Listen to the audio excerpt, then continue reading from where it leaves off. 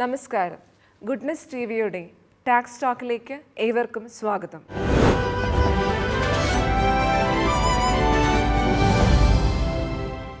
ഇന്ന് മൂന്നാം episode charitable and religious ഇൻസ്റ്റിറ്റ്യൂഷൻസിൻ്റെ computation of income, other taxation matters, inter charity donation തുടങ്ങിയ ടോപ്പിക്സാണ് ഇന്ന് നമ്മൾ ഡിസ്കസ് ചെയ്യാൻ പോകുന്നത്. അതിനായി നമ്മളോടൊപ്പം ഉള്ളത് പ്രശസ്ത chartered accountant CA PJ Johny Pallivathukkal. സാറിനെ ഈ പ്രോഗ്രാമിലേക്ക് സ്വാഗതം ചെയ്യുന്നു. Thank you sir. നമ്മുടെ ചാരിറ്റബിൾ ആൻഡ് റിലീജിയസ് ഇൻസ്റ്റിറ്റ്യൂഷൻസിന് കമ്പ്യൂട്ടേഷൻ ഓഫ് ഇൻകം അല്ലെങ്കിൽ ടാക്സ് കമ്പ്യൂട്ട് ചെയ്യാന്നുള്ളത് ഒരു കോംപ്ലിക്കേറ്റഡ് ആയിട്ടുള്ളൊരു മാറ്ററാണ്.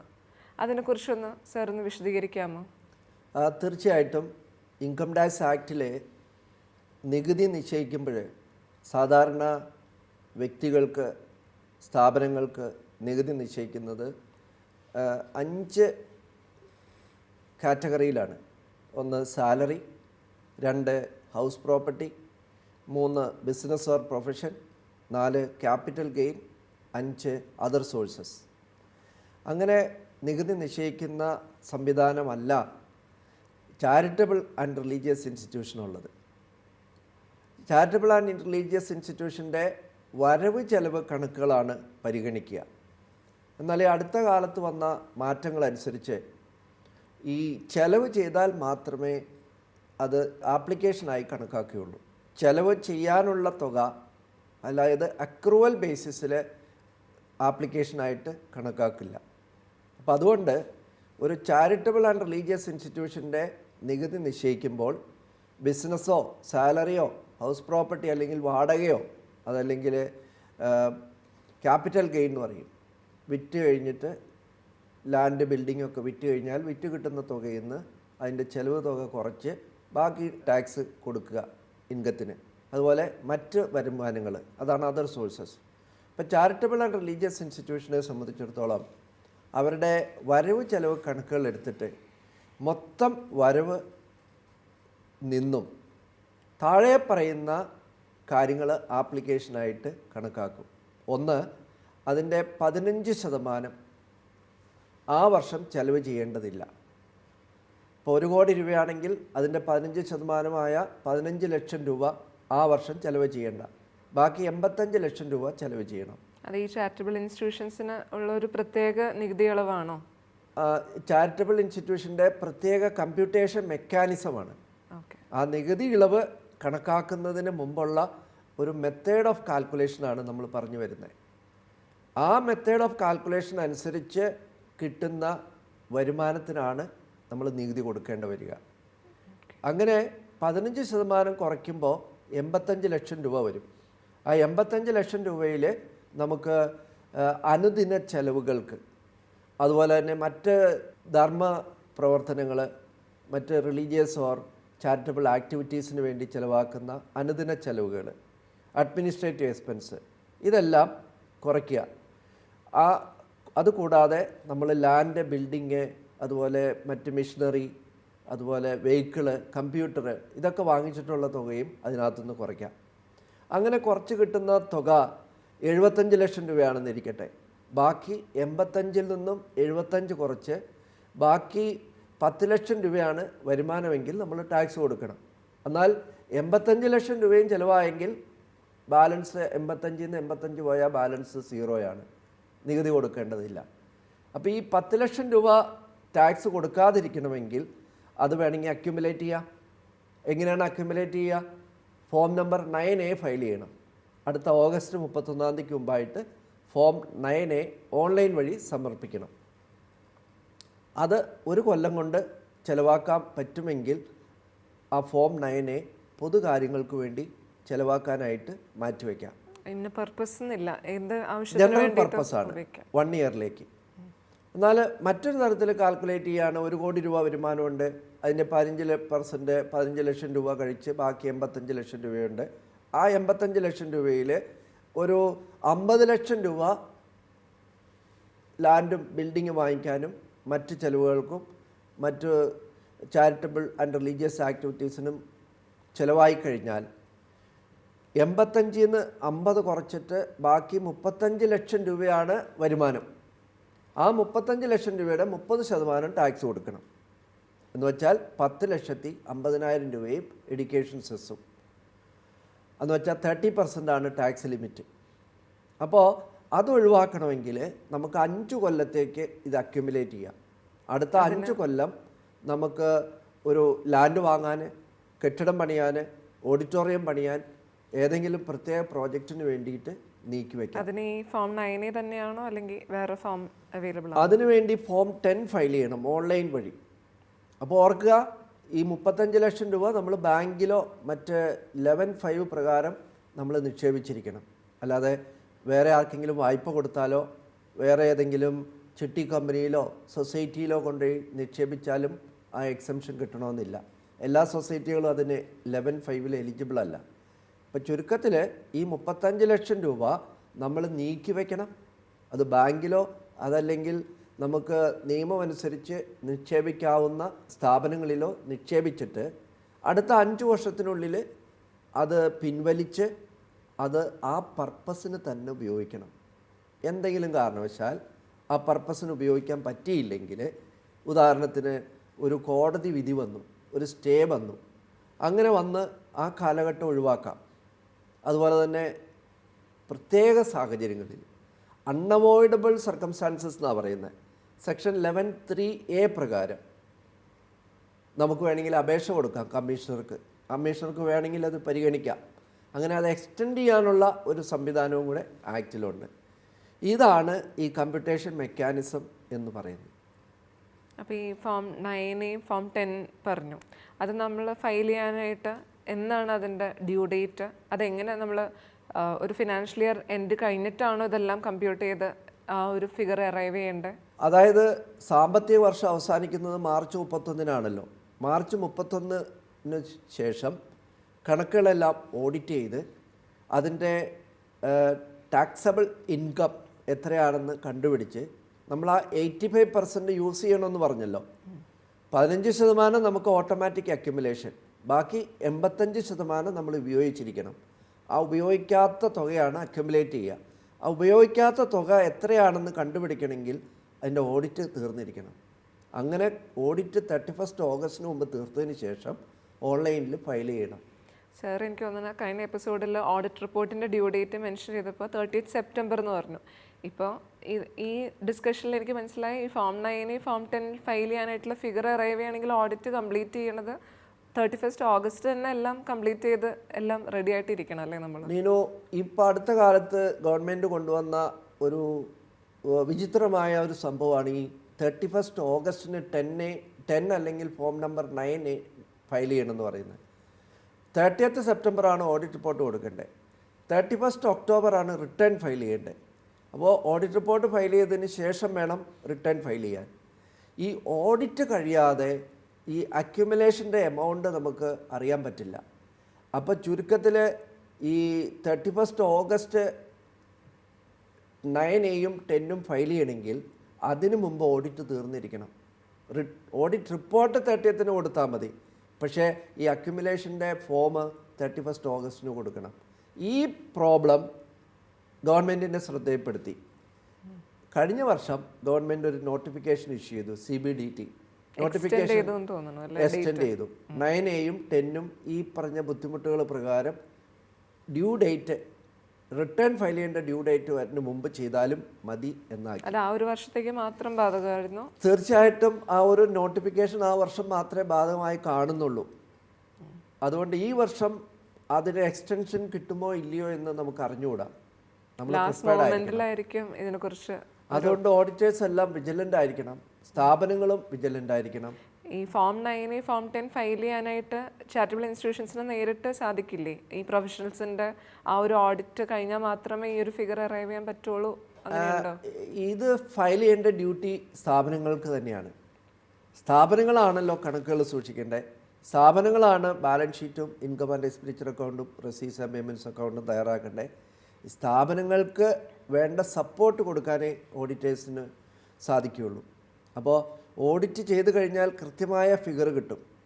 അങ്ങനെ ഫോം 9 10 ഫയൽ ചെയ്യുമ്പോൾ കൊടുക്കുന്ന ഫിഗറും ഓഡിറ്റ് ചെയ്ത് കഴിയുമ്പോൾ കിട്ടുന്ന ഫിഗറും മാച്ച് ചെയ്തില്ലെങ്കിൽ റിട്ടേൺ ഫയൽ ചെയ്യുമ്പോൾ ടാക്സ് കയറി വരും. നമ്മളിപ്പോൾ 35 ലക്ഷം രൂപ അക്യുമുലേറ്റ് ചെയ്യേണ്ട സ്ഥാനത്ത് 30 ലക്ഷം രൂപയാണ് ഫോം 10ൽ ഫയൽ ചെയ്തത്. ഓഡിറ്റേഴ്സ് കണ്ടുപിടിച്ചപ്പോൾ അത് 35 ലക്ഷം രൂപയായി എന്നിരിക്കട്ടെ. ഇപ്പോൾ ഈ 5 ലക്ഷം രൂപയുടെ ടാക്സ് 31 ഒക്ടോബറിൽ ITR 7 ഫയൽ ചെയ്യുമ്പോൾ നമുക്ക് ടാക്സ് അടയ്ക്കേണ്ടതായിട്ട് വരും. അതുകൊണ്ടാണ് ഓഡിറ്റഡ് അക്കൗണ്ട്സ് തയ്യാറാക്കിയതിന് ശേഷം ഫോം 10ഓ 9A ഫയൽ ചെയ്യുന്നതായിരിക്കും ഉത്തമം. എല്ലാം അങ്ങോട്ടും ഇങ്ങോട്ടും കണക്റ്റഡ് ആണ്, എല്ലാം ഇൻ്റർ കണക്റ്റഡ് ആണ്. Form 9A, form 10, audit report, ITR 7 എല്ലാം ഇൻ്റർ കണക്റ്റഡാണ്. ഇനി നമുക്ക് ITR 7നെ കുറിച്ച് പറഞ്ഞപ്പോൾ അത് 31 ഒക്ടോബർ ആണോ അതിൻ്റെ ഡ്യൂ ഡേറ്റ്? ITR 7 ഒക്ടോബർ 31 ആണ്.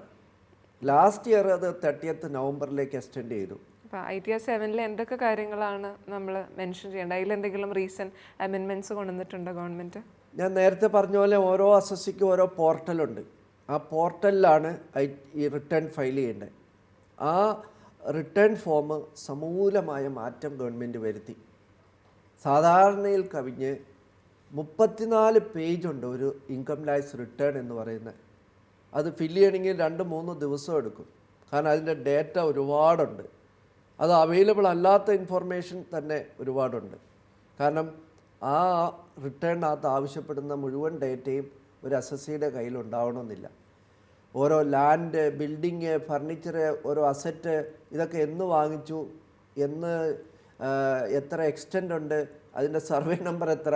ചില മാൻഡേറ്ററി ആയിട്ടുള്ള ക്ലോസസ് ഉണ്ടാവും, നമ്മൾ കൊടുത്തില്ലെങ്കിലും അത് പിന്നെ റിട്ടേൺ സബ്മിറ്റ് ആകാത്ത അങ്ങനത്തെ കേസസ് ഉണ്ടാവുമല്ലോ. യെസ്, അതായത് പല കോളംസും നമ്മൾ ഫില്ല് ചെയ്തില്ലെങ്കിൽ പിന്നീട് അങ്ങോട്ട് മൂവ് ചെയ്യത്തില്ല, പേജ് മാറിയത്തില്ല. നമ്മൾ ITR റിട്ടേൺ ഓൺലൈൻ വഴി സമർപ്പിക്കുമ്പോൾ ഓരോ പേജ് വൈസ് ആണല്ലോ സമർപ്പിക്കുന്നത്. ഒരു പേജിൽ അവർ മാൻഡേറ്ററി ആയിട്ട് പറഞ്ഞിരിക്കുന്ന കാര്യങ്ങൾ എൻ്റർ ചെയ്തില്ലെങ്കിൽ അടുത്ത പേജിലോട്ട് പോവില്ല. അപ്പോൾ ആ ഡീറ്റെയിൽസിന് വേണ്ടി സമയം പോവും. മറ്റൊരു കാര്യം ഈ പ്രേക്ഷകരോട് എനിക്ക് പറയാനുള്ളത്, കൃത്യതയോടുകൂടി വേണം എല്ലാ കാര്യങ്ങളും ചെയ്യാൻ. ബുക്സ് മെയിൻറ്റെയിൻ ചെയ്യാൻ, ഓഡിറ്റ് റിപ്പോർട്ട് തയ്യാറാക്കുന്നതിൽ ഓഡിറ്റേഴ്സിനെ സഹായിക്കണം. അതുപോലെ തന്നെ ഇൻകം ടാക്സ് റിട്ടേൺ ഫയൽ ചെയ്യുമ്പം ചെറിയൊരു തെറ്റ് വന്നാൽ മതി, വലിയ വിപത്തിലേക്ക് പോകും. ഉദാഹരണത്തിന് ഈ റിട്ടേൺ ഫോമിലൊരു ചോദ്യമുണ്ട്. ചോദ്യം മറ്റൊന്നുമല്ല, രജിസ്റ്റേർഡ് ആണോ അല്ലയോ, രജിസ്റ്റേർഡ് അണ്ടർ സെക്ഷൻ 12A ആണോ അല്ലയോ. അവിടെ നമ്മൾ അല്ല എന്ന് ടിക്കടിച്ച് പോയാൽ 30% ടാക്സ് വരും.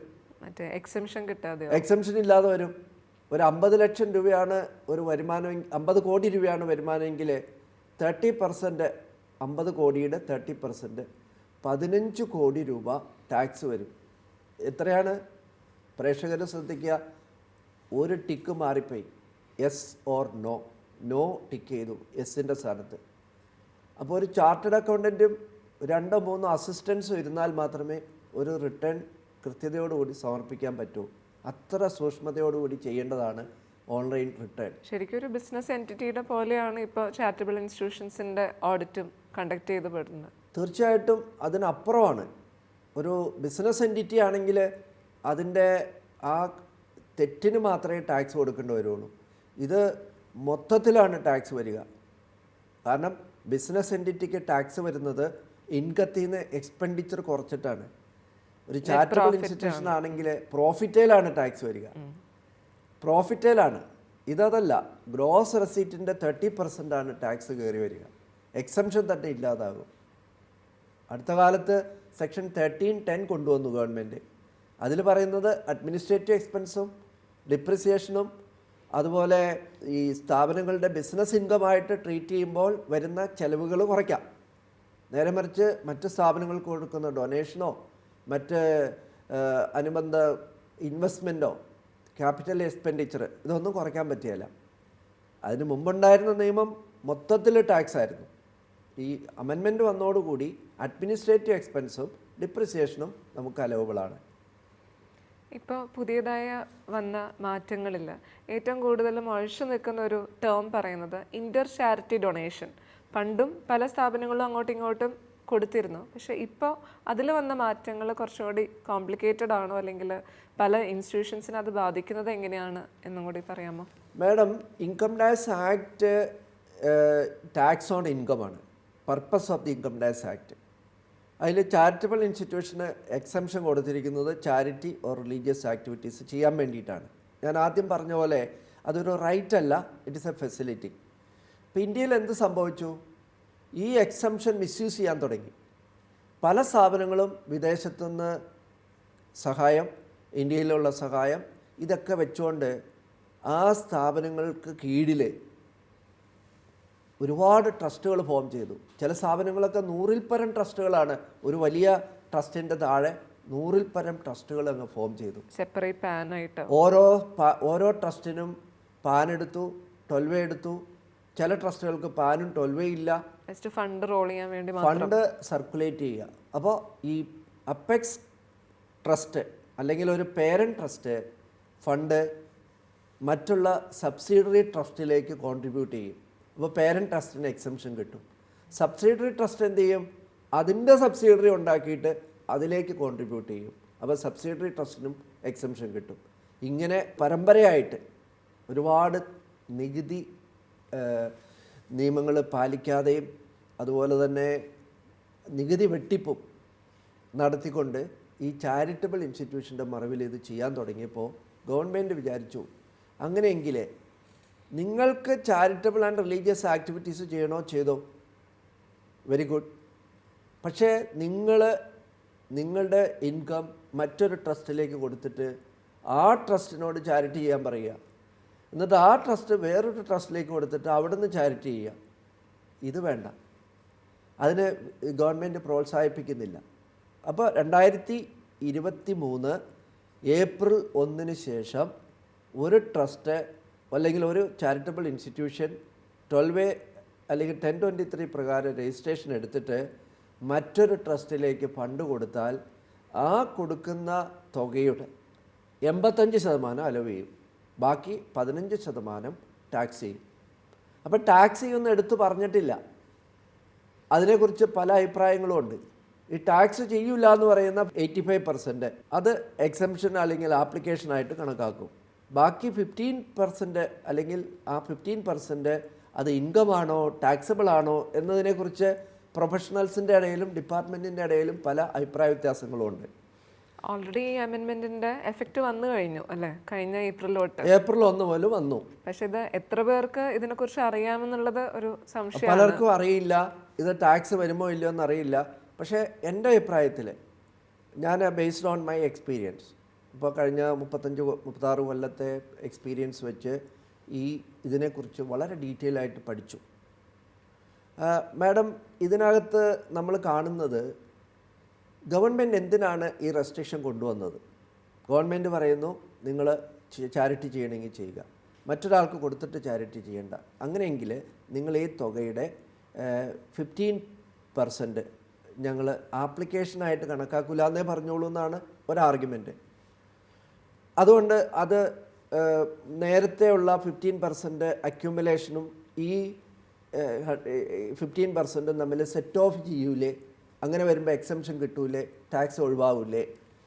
രണ്ടാമത്തെ തോട്ട് ഇതാണ്, ഒരു അംബർലയുടെ കീഴിൽ പല സ്ഥാപനങ്ങൾ, ഒരു പാനല്ല, ഒരു സ്ഥാപനം, ഒരു കോൺഗ്രിഗേഷൻ, ഒരു group of people forming different trust.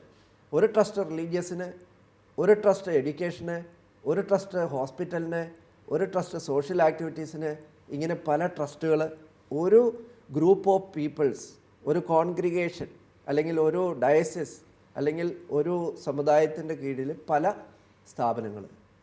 അപ്പോൾ ഒരു സ്ഥാപനത്തിന് സാമ്പത്തിക ആവശ്യമുണ്ട്, അതൊരു ഫിസിക്കലി ഹാൻഡിക്യാപ്ഡ് അല്ലെങ്കിൽ ഡിഫറൻ്റ്ലി ഏബിൾഡ് ചിൽഡ്രന് വേണ്ടി നടത്തുന്ന ഒരു സ്ഥാപനമാണ്, അതിന് വരുമാനമില്ല.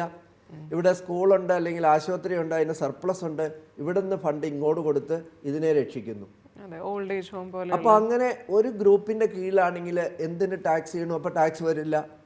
പക്ഷേ കമ്പ്യൂട്ടറിന് ഇതൊന്നും അറിയില്ലല്ലോ.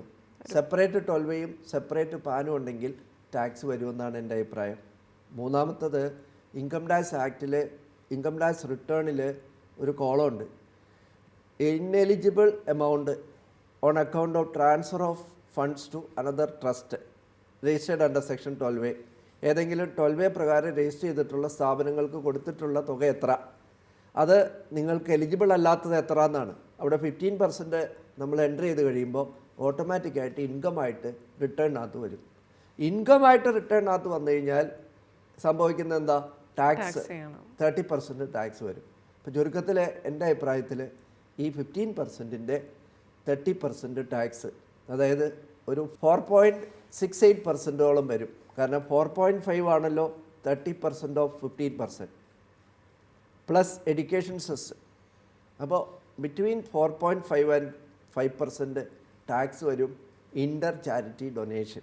ഇപ്പോൾ ഗവൺമെൻറ്റിൻ്റെ ഇൻറ്റൻഷൻ, നിങ്ങൾ ചാരിറ്റി ചെയ്യണമെങ്കിൽ ചെയ്തോ, നിങ്ങൾ മറ്റുള്ളവർക്ക് പൈസ കൊടുത്ത് ചാരിറ്റി ചെയ്യാൻ പറയുവാണെങ്കിൽ U pay tax on that at the rate of 4.5% plus education cess. ഈ ഒരു അമെൻമെൻറ്റ് കുറേ സ്ഥാപനങ്ങളെ വളരെ സാരമായി ബാധിക്കുന്നു തോന്നുന്നു. കാരണം ഞാൻ കേട്ടിട്ടുണ്ട് പല ഓൾഡ് ഏജ് ഹോം, സാറ് നേരത്തെ പറഞ്ഞ പോലെ മെൻ്റലി റിട്ടയർഡ് ചിൽഡ്രന് വേണ്ടിയിട്ടുള്ള സ്കൂൾസ്, അതെല്ലാം അവർക്ക് ഫണ്ട് ഇല്ലാത്ത കാരണം ഡൊണേഷൻ ഒന്നും കൊണ്ടൊന്നും നടക്കുന്നില്ല. അവർ ഫണ്ട് സ്വീകരിക്കുന്നത് ഈ പറഞ്ഞ പ്രൊവിൻസ് അല്ലെങ്കിൽ അവരുടെ പാരൻറ്റ് ബോഡിയിൽ നിന്നുള്ള ഡൊണേഷൻ അല്ലെങ്കിൽ കോൺട്രിബ്യൂഷൻ സ്വീകരിച്ചിട്ടാണ്. അപ്പോൾ അത് ഈ ഏപ്രിൽ തൊട്ട് ഈ ഒരു ഫെബ്രുവരി എൻഡ് വരെ ഓൾറെഡി എല്ലാവരും വാങ്ങിച്ചു കഴിഞ്ഞിട്ടുണ്ടാവും. അപ്പോൾ അതിലെല്ലാം ടാക്സ് ചെയ്യാന്ന് പറഞ്ഞാൽ ഈ ഒരു വർഷം ഗവൺമെൻറ്റിന് ഇഷ്ടംപോലെ ടാക്സ് കളക്ട് ചെയ്യാനുള്ള ഒരു അവസരമായിട്ട് ഇത് തീർച്ചയായിട്ടും ഇന്ത്യയിലെ ചാരിറ്റബിൾ ആക്ടിവിറ്റീസിനെ സാരമായിട്ട് ബാധിക്കും. നമ്മുടെ ക്രിസ്തീയ സ്ഥാപനങ്ങളിലെ, പ്രത്യേകിച്ച് കത്തോലിക്ക സഭയിലെ നമ്മുടെ ബഹുമാനപ്പെട്ട വൈദികരും ബഹുമാനപ്പെട്ട സിസ്റ്റേഴ്സിൻ്റെയൊക്കെ സ്വന്തമായി കിട്ടുന്ന ശമ്പളമാണ് അവരുടെ കോൺഗ്രിഗേഷനിലേക്കോ രൂപതയിലേക്കോ വരുന്നത്. ആ വരുന്ന തുക അവരുടെ ജനറലേറ്റിൽ നിന്നോ പ്രോവിൻസിൽ നിന്നോ കോൺവെൻറ്റുകളിലേക്കും മറ്റ് ചാരിറ്റബിൾ ഇൻസ്റ്റിറ്റ്യൂഷനിലേക്കും കൊടുത്താണ് ഈ സ്ഥാപനങ്ങളെ അവരെല്ലാം വളർത്തിക്കൊണ്ട് വരുന്നത്. ഒരു തരത്തിൽ മറ്റ് ഡൊണേഷൻസ് ഉണ്ടാവാം, ഫോറിൻ കോൺട്രിബ്യൂഷൻ ഉണ്ടാവാം. പക്ഷേ ഇവരുടെ പോളിസി അനുസരിച്ച് ഇവരുടെ ഇൻകത്തിൻ്റെ നോട്ട് ലെസ് ദാൻ 20%, 20% കുറയാതെയുള്ള ഒരു വരുമാനം സോഷ്യൽ ആക്ടിവിറ്റീസിനും സോഷ്യൽ സർവീസിനും, വീട് വയ്ക്കാനും ചികിത്സയ്ക്കും വിദ്യാഭ്യാസത്തിനും വിവാഹത്തിനും മറ്റുള്ള സോഷ്യൽ ആക്ടിവിറ്റീസിനും വേണ്ടി അവർ മാറ്റിവെക്കുകയാണ്. അവർ ചെയ്യുന്ന സേവനം വളരെ മഹത്തരമാണ്. നമ്മുടെ ഇന്ത്യയിൽ വൈദികരും സിസ്റ്റേഴ്സും ഈ സമൂഹത്തിന് വേണ്ടി അവരുടെ ജീവിതം ഒഴിഞ്ഞു വച്ചിരിക്കുക. എന്നിട്ട് അവർക്ക് കിട്ടുന്ന വരുമാനത്തിൻ്റെ ഇത്ര ശതമാനം സോഷ്യൽ വർക്കിന് ചെയ്യുക. ഈ സോഷ്യൽ വർക്ക് എന്ന് പറയുന്നത് ഇവരുടെ രൂപതയിലേക്കോ ഇവരുടെ കോൺഗ്രിഗേഷനിലേക്കോ പ്രോവിൻസിലോട്ടോ ജനറലേറ്റിലേക്കോ വന്നിട്ടാണ് ഓരോ സ്ഥലത്തേക്കും പോകുന്നത്. ഈ പോകുന്നതിനൊരു തടസ്സമായിട്ട് വരും. ആ സ്ഥാപനങ്ങളെ സഹായിക്കാൻ പറ്റാതെ വരും. ഇത് വലിയൊരു പ്രതിസന്ധിക്കും മാറ്റം വരുത്തിയിട്ടുണ്ട്. ഗവൺമെൻറ് ഇതിൽ കാര്യമായിട്ട് ചിന്തിച്ച് ചെയ്യണം. ഒരു വലിയ പോത്തിനെ പിടിക്കാൻ ഒരു പശുവിനെ നമ്മൾ ഉപദ്രവിക്കുന്ന പോലെയാണ്. പശു എന്താ ചെയ്യുന്നത്? പാല് തരുന്നു, ആളുകൾക്ക് നന്മ ചെയ്യുന്നു, എത്രയോ ആളുകൾ ജീവിക്കുന്നു പാലുകൊണ്ട്. അത്രയും പാല് കൊടുത്തുകൊണ്ടിരുന്ന പശുവിനെ നമ്മൾ ഓടിച്ചു വിട്ടിട്ട് നമുക്ക് എന്ത് നേടാനാണ്? അപ്പം അതുകൊണ്ട് ഇത് വളരെ സീരിയസ് ആയിട്ടുള്ളൊരു ഇഷ്യൂ ആണ്. ഗവൺമെൻറ് ഇത് ശ്രദ്ധിക്കേണ്ട ഒരു കാര്യമാണ്. ഈ ഇൻ്റർ ചാരിറ്റി ഡൊണേഷനിൽ ടാക്സ് അവോയ്ഡ് ചെയ്യാനായിട്ട് എന്തെങ്കിലും മാർഗങ്ങളുണ്ടോ? ടാക്സ് അവോയ്ഡൻസ് എന്ന് പറയുന്നത് ഒരു ലീഗലാണ്, മോറലാണ്. ടാക്സ് ഇവേഷൻ എന്ന് പറയുന്നത് ഇല്ലീഗലാണ്, ഇമ്മോറലാണ്. അപ്പോൾ നിയമം അനുസരിച്ച് ചെയ്യാവുന്ന കാര്യങ്ങൾ നമുക്ക് ചെയ്യാവുന്നതാണ്. ഉദാഹരണത്തിന് നമുക്ക് ഒരു സാലറി കിട്ടുന്ന തുക ഈ കോൺഗ്രിഗേഷനിലേക്കോ പ്രോവിൻസിലോട്ടോ അല്ലെങ്കിൽ അച്ഛന്മാരുടെ ഡയസിസിലോട്ടോ അവരുടെ കോൺഗ്രിഗേഷനിലോ വരുന്നതിന് പകരം ആ ചാരിറ്റബിൾ ആക്ടിവിറ്റീസിന് ഡയറക്റ്റ് കോൺട്രിബ്യൂട്ട് ചെയ്യാം. അത് ഇന്ത്യയിലെ ഏതൊരു വ്യക്തിക്കും അവകാശമുണ്ട്. അദ്ദേഹത്തിന് കിട്ടുന്ന ഇൻകം ഏത് സ്ഥാപനത്തിലേക്ക് കൊടുക്കണം എന്നുള്ളത് അത് ആ കോൺഗ്രിഗേഷന് ഡിസൈഡ് ചെയ്യാം. അപ്പോൾ അങ്ങനെ നമുക്ക് ഈ ഒരു സ്ഥലത്ത് വന്നിട്ട് പിന്നെ മറ്റൊരു സ്ഥലത്തേക്ക് പോകുന്നതിന് പകരം ആ സ്ഥലത്തേക്ക് നേരിട്ട് കൊടുത്തുകൊണ്ട് നമ്മൾ പലരെയും അഡ്വൈസ് ചെയ്യാറുണ്ട്. അത് നിയമപരമാണ്. അപ്പോൾ കുറേ കാര്യങ്ങൾ അങ്ങനെയൊക്കെ ചെയ്യാൻ പറ്റും. പക്ഷേ എല്ലാം പറ്റില്ല. ഇത് ചാരിറ്റബിൾ ആൻഡ് റിലീജിയസ് ഇൻസ്റ്റിറ്റ്യൂഷൻ്റെ പ്രവർത്തനത്തെ ബാധിക്കും.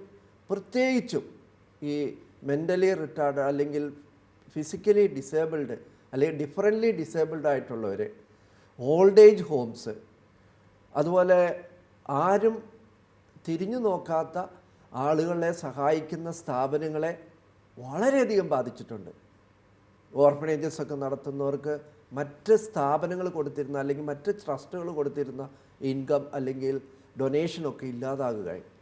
സാർ അപ്പോൾ ഒരു സംശയം ചോദിച്ചോട്ടെ, നമ്മൾ ഡൊണേഷൻ എന്ന് പറയുമ്പോൾ പൈസയായിട്ട് കൊടുക്കുന്നതിലാണോ ഈ റെസ്ട്രിക്ഷൻ ഉള്ളത്, അല്ലെങ്കിൽ നമ്മൾ ചിലതെല്ലാം ലാൻഡ് എല്ലാം നമ്മൾ ഒരു ട്രസ്റ്റിലേക്ക് മാറ്റണോ അല്ലെങ്കിൽ ഒരു ഡൊണേറ്റ് ചെയ്യണോ, അതിൽ ഈ പറഞ്ഞ ഇന്റർ ചാരിറ്റി ഡൊണേഷൻ റെസ്ട്രിക്ഷൻ ബാധകമാണോ? മാഡം, അതിൻ്റെ ആക്ട് അനുസരിച്ച് അമെൻമെൻറ്റിൽ പറയുന്നത് any amount credited or paid to any other trust having registration under section 12A എന്ന് പറയുന്നത്, അല്ലെങ്കിൽ 1023C. അപ്പോൾ രജിസ്ട്രേഷൻ ഉള്ളവർക്ക് എമൗണ്ട് പെയ്ഡ് ഓർ ക്രെഡിറ്റഡ്. അപ്പോൾ പെയ്ഡ് എന്ന് പറയുമ്പോൾ ഒരു ചെക്ക് കൊടുക്കുക, അക്കൗണ്ട് പേ ചെക്ക്, അല്ലെങ്കിൽ ഡിമാൻഡ് ഡ്രാഫ്റ്റ് കൊടുക്കുക, അത് അല്ലെങ്കിൽ ഓൺലൈൻ വഴി ക്രെഡിറ്റ് ചെയ്യുക, അതും അല്ലെങ്കിൽ അവരുടെ പ്രീവിയസ് ഇയറിലെ ലോൺ എമൗണ്ട് ബാലൻസ് ഷീറ്റിൽ അസറ്റായിട്ടുണ്ടാവും, ആ എമൗണ്ട് ഉടനെ ഡൊണേഷനായിട്ട് അക്കൗണ്ട് ചെയ്യുക, അതായത് ലോണിൽ നിന്ന് മാറ്റിയിട്ട് ഡൊണേഷനിലേക്ക് ചിലവെഴുതുക. That's also a credit to another institution. ഇവിടുന്ന് ഡൊണേഷനായിട്ട് മാറ്റുന്നു, ഇവിടെ അസറ്റായിട്ട് കിടക്കുന്ന തുക ഡൊണേഷനായിട്ട് മാറ്റിയിട്ട് മറ്റവർക്ക് ഡൊണേഷൻ കൊടുക്കുന്നു, അത് ക്രെഡിറ്റഡ് ആണ്. അപ്പോൾ ഓൺലൈൻ വഴി നെറ്റ് ബാങ്കിങ് വഴി കൊടുക്കുന്നു, അതൊക്കെ ക്രെഡിറ്റഡ് ടു ദെയർ അക്കൗണ്ട്. എന്നാൽ ഈ അസറ്റ് നമ്മൾ ഗിഫ്റ്റായിട്ട് കൊടുക്കുന്നു, അതായത് ലാൻഡ്, ബിൽഡിങ്, അങ്ങനെ കൊടുക്കുമ്പോൾ വാസ്തവത്തിൽ ആ സെക്ഷൻ ഹിറ്റ് ചെയ്യത്തില്ല എന്നാണ് എൻ്റെ അഭിപ്രായം. കാരണം any amount paid or credited എന്നതിനകത്ത് ഇമൂവബിൾ പ്രോപ്പർട്ടീസ് വരുന്നില്ല. ഇതാണ് എൻ്റെ അഭിപ്രായം. അതുകൊണ്ട് ഒരു സെറ്റിൽമെൻറ്റ് ഡീഡോ ഗിഫ്റ്റ് ഡീഡോ എഴുതിയാൽ അതിൻ്റെ 15% 30% ടാക്സ് കൊടുക്കണം എന്ന് അതിനകത്ത് പ്രതിപാദിക്കുന്നില്ല എന്നാണ് എൻ്റെ ശക്തമായ ഒപ്പീനിയൻ. സാർ നേരത്തെ ലോണിൻ്റെ കാര്യം പറഞ്ഞു, അപ്പോൾ ഈ ലോൺ റീപേയ്മെൻറ്റ് അത് നമുക്ക് ആപ്ലിക്കേഷൻ ഓഫ് ഇൻകം ആയിട്ട് എടുക്കാൻ പറ്റുമോ? അതിലെന്തെങ്കിലും റീസെൻറ്റ് അമെൻമെൻറ്റ്സ് വന്നിട്ടുണ്ടോ? അതായത് ഈ ലോൺ റീപേ ചെയ്യുന്നത് അത് 85% ആപ്ലിക്കേഷനിനകത്ത് കണക്കാക്കോ ഇല്ലയോ എന്നുള്ളതാണ് ആദ്യത്തെ നമ്മൾ ചിന്തിക്കേണ്ട കാര്യം. നമ്മൾ ഒരു ലോൺ എടുത്ത് ഒരു ബിൽഡിങ്ങോ അല്ലെങ്കിൽ ഒരു ലാൻഡോ വാങ്ങുന്നു. അപ്പോൾ ലോൺ എടുക്കുന്നത് ബാങ്കിൽ നിന്നാണ്. ഈ ലോണ് നമ്മുടെ വരുമാനമല്ല. അപ്പോൾ വരുമാനമല്ലാത്ത കാര്യം നമ്മൾ ഇൻകമായിട്ട് കണക്കാക്കുന്നില്ല. ഇൻകമായിട്ട് കണക്കാക്കാത്ത ഒരു തുകയെ ആപ്ലിക്കേഷനായിട്ട് എടുക്കാൻ പറ്റില്ല. അത് ഇൻകമായിട്ട് എടുത്തില്ല എന്ന് പറഞ്ഞിട്ട് ഇൻകം ടാക്സുകാർ പ്രോബ്ലം ഒന്നും ആക്കില്ല. ഇൻകമായിട്ട് എടുക്കാൻ പറ്റില്ല. കാരണം എന്താണെന്ന് വെച്ചാൽ ഈ വർഷത്തെ ഇൻകത്തിൽ നിന്ന് എടുത്തല്ല ഈ അസറ്റ് വാങ്ങുന്നത്, എന്നാൽ ലോണിൽ നിന്നാണ്. അപ്പം ലോണും ബിൽഡിങ്ങും അല്ലെങ്കിൽ ലാൻഡും, അപ്പോൾ ആ വർഷത്തെ ആപ്ലിക്കേഷനും അല്ല, ആ വർഷത്തെ ഇൻകം അല്ല. ഈ ലോണ്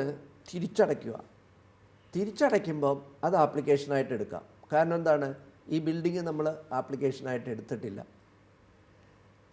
അടുത്ത കാലത്ത് വന്ന മാറ്റം, ഈ ലോൺ എടുത്ത തീയതി 31/3/2021 മുമ്പാണെന്നിരിക്കട്ടെ. അങ്ങനെയെങ്കിൽ ആ തുക തിരിച്ചടയ്ക്കുമ്പോൾ ഈ വർഷത്തെ ഇൻകത്തിൽ നിന്ന് ആപ്ലിക്കേഷനായിട്ട് കണക്കാക്കില്ല. ഇതാണ് ഈ അടുത്ത കാലത്ത് വന്ന നിയമം. അത് ഒരുപാട് സ്ഥാപനങ്ങളെ ബാധിക്കും. കാരണം 31/3/2021 എന്ന് പറയുമ്പോൾ അടുത്ത കാലത്താണ്. ആ എടുത്ത തുക ഈ വർഷത്തെ ആപ്ലിക്കേഷനായിട്ട് കണക്കാക്കിയില്ലെങ്കിൽ ഈ വർഷത്തെ ഇൻകത്തിൽ നിന്ന് എടുത്താണല്ലോ ലോൺ അടയ്ക്കുന്നത്. അപ്പോൾ 85% ആപ്ലിക്കേഷനിൽ ആ ലോൺ എമൗണ്ട് കണക്കാക്കാതെ വരുമ്പോൾ ആ ലോൺ എമൗണ്ടിൻ്റെ അത്രയും തുകയുടെ 30% ടാക്സ് കയറി വരും. ഇത് നമുക്ക് അഭിപ്രായം പറയാനുള്ളത്, ഈ 31/3/2021 എന്നുള്ള ഡേറ്റ് 31/3/2016 ആക്കുക. ഒരു 5 കൊല്ലം കൂടെ പുറകോട്ട് വെച്ചിട്ട് അതിന് മുമ്പെടുത്ത ലോണിന് മാത്രം തിരിച്ചടയ്ക്കുമ്പോൾ ഇളവ് കൊടുക്കണ്ട, അല്ലെങ്കിൽ ആപ്ലിക്കേഷനായിട്ട് എടുക്കണ്ട. ഇത് ഒരു വലിയ പ്രശ്നമായിട്ടുണ്ട് ഒരുപാട് സ്ഥാപനങ്ങളെ. അപ്പോൾ ഇതൊക്കെ ഇൻഡയറക്റ്റായിട്ട് ഗവൺമെൻറ് ടാക്സ് ചെയ്യാൻ തുടങ്ങുക. ചാരിറ്റബിൾ ആൻഡ് റിലീജിയസ് ഇൻസ്റ്റിറ്റ്യൂഷന് ഈ 2023-24 മുതൽ എൻ്റെ അഭിപ്രായത്തിൽ ടാക്സ് വരും. ഗ്രാജുവലി ഗവൺമെൻറ് കൂടുതൽ ടാക്സ് കൊണ്ടുവരുമെന്ന് വരെ സംശയമുണ്ട്. ചുരുക്കത്തിൽ ഈ സ്ഥാപനങ്ങളുടെ പ്രവർത്തനങ്ങളെല്ലാം ബാധിക്കും. എല്ലാവരും ശ്രദ്ധിക്കണം. അതുകൊണ്ട് എല്ലാവരും, പ്രേക്ഷകരോട് എനിക്ക് പറയാനുള്ളത്, കൃത്യതയോടുകൂടി കാര്യങ്ങൾ പഠിച്ച് മറ്റുള്ളവരെ അനുകരിക്കാതെ നിയമങ്ങൾ എന്താണെന്ന് മനസ്സിലാക്കിക്കൊണ്ട് സ്ഥാപനങ്ങൾ കൊണ്ടു നടക്കുക. ഇതാണ് ഈ ലോണിൻ്റെ കാര്യത്തെക്കുറിച്ച് പ്രത്യേകിച്ച് പറയാനുള്ളത്. സാർ, ഇനി ഇൻകത്തിൻ്റെ കാര്യം പറഞ്ഞപ്പോൾ അക്രഡിറ്റഡ് ഇൻകം എന്ന് പറഞ്ഞൊരു സ്പെഷ്യൽ ടേം ഇപ്പോൾ ഞാൻ കേട്ടായിരുന്നു. അതിനെക്കുറിച്ച് സാറിന് എന്താ പറയാനുള്ളത്? ഈ അക്രഡിറ്റഡ് ഇൻകം എന്ന് പറഞ്ഞാൽ മാഡം ചില സന്ദർഭങ്ങളിൽ രജിസ്ട്രേഷൻ ക്യാൻസൽ ചെയ്യും. രജിസ്ട്രേഷൻ ക്യാൻസൽ ചെയ്താൽ 12A ഇല്ലാതാകും. 12A ഇല്ലാതായാൽ ആ രജിസ്ട്രേഷൻ ക്യാൻസൽ ചെയ്ത ഡേറ്റ് മുതൽ ഈ സ്ഥാപനം ഒരു പബ്ലിക് ചാരിറ്റബിൾ ട്രസ്റ്റ് അല്ലാതാവുന്നു. അപ്പോൾ ഇത്രയും കാലം ഇവർ ഈ എക്സംഷൻ അവെയിൽ ചെയ്തുകൊണ്ടിരുന്നു. അപ്പോൾ ഇത് ആ വയലേഷൻ വന്നപ്പോഴാണല്ലോ രജിസ്ട്രേഷൻ ക്യാൻസൽ ചെയ്യുന്നത്. രജിസ്ട്രേഷൻ ക്യാൻസൽ ചെയ്തപ്പം ഇവർക്ക് ആ പ്രത്യേക എലിജിബിലിറ്റി ഇല്ലാതായതുകൊണ്ട് ഗവൺമെൻറ് ഈ സെക്ഷൻ 115TDയിലാണ് അമെൻമെൻറ്റ് കൊണ്ടുവന്നത്.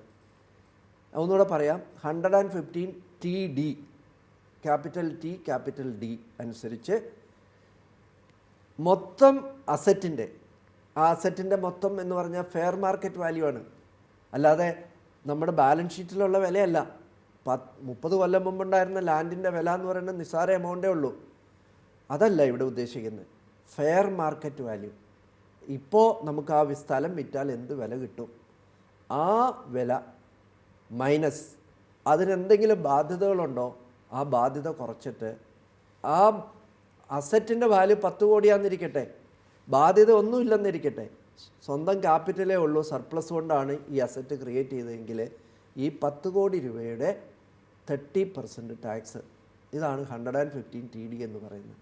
അത് വളരെ അപകടകരമാണ്. ചാരിറ്റബിൾ ഇൻസ്റ്റിറ്റ്യൂഷൻസ് നടത്തിക്കൊണ്ട് പോകുന്നവർ അവരുടെ രജിസ്ട്രേഷൻ ഒരിക്കലും ക്യാൻസൽ ചെയ്യാതെ നിയമങ്ങൾ പാലിച്ചു കൊണ്ടു നടക്കണം.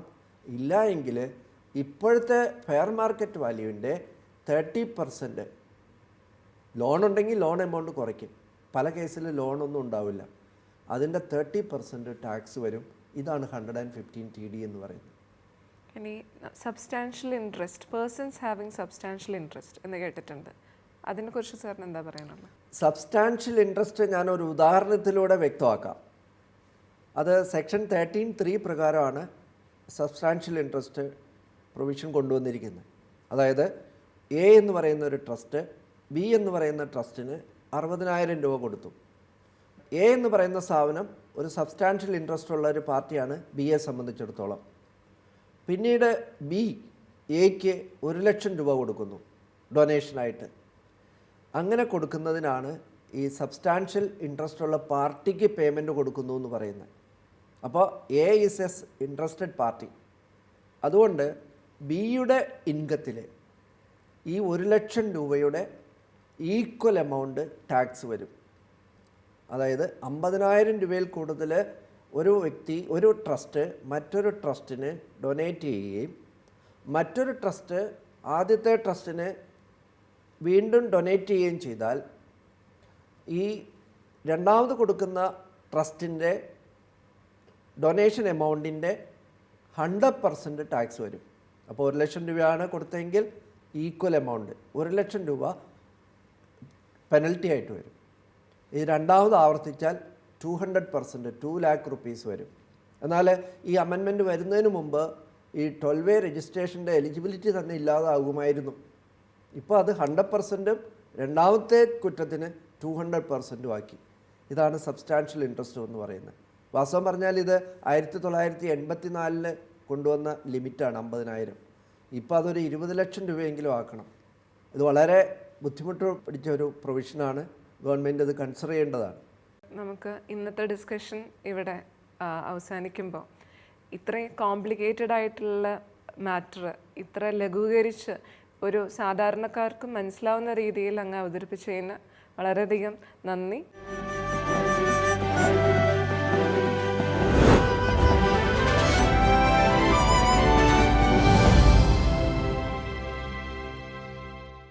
അടുത്ത എപ്പിസോഡിൽ നമ്മൾ ഡിസ്കസ് ചെയ്യാൻ പോകുന്നത് FCRA, Darpan, building tax, property tax തുടങ്ങിയ ടോപ്പിക്സ് ആയിരിക്കും.